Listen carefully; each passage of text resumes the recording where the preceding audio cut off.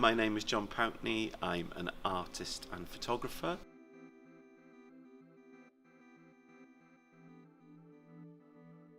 I was born in Pontefract in West Yorkshire, but I now live in Treforest in South Wales. My most recent exhibition is Beachcombing. It's the second time it's been shown. It was originally shown in Oriel in Colwyn Bay, but I've kind of elaborated on the show and it's now in the Senedd in Cardiff Bay.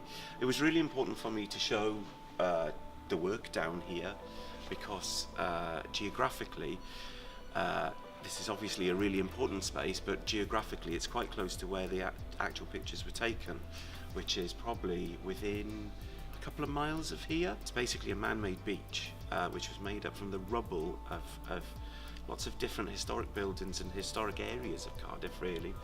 The Portman Moor kind of road area of houses in Splot, which was slum cleared in 1971, all that rubble was put there.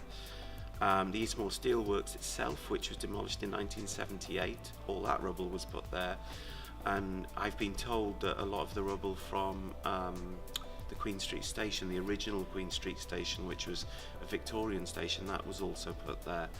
So you're looking at quite a big vista, which is mainly just brick and kind of smaller, kind of more intimate kind of echoes of kind of human life, like the stuff that I've collected, like door handles and bricks and little notes from things that have been signed off by the workers in the steelworks. The ones that are made of plastic have still survived, squeezy bottles, all sorts of stuff that just kind of, it's almost like, the way I've thought of it is like horizontal archaeology. It's not something that you need even to dig for. You can just wander and pick this stuff up off the beach, and it's, you know, it's a really instantaneous reminder of very recent history within my lifetime, basically within the last 40 years.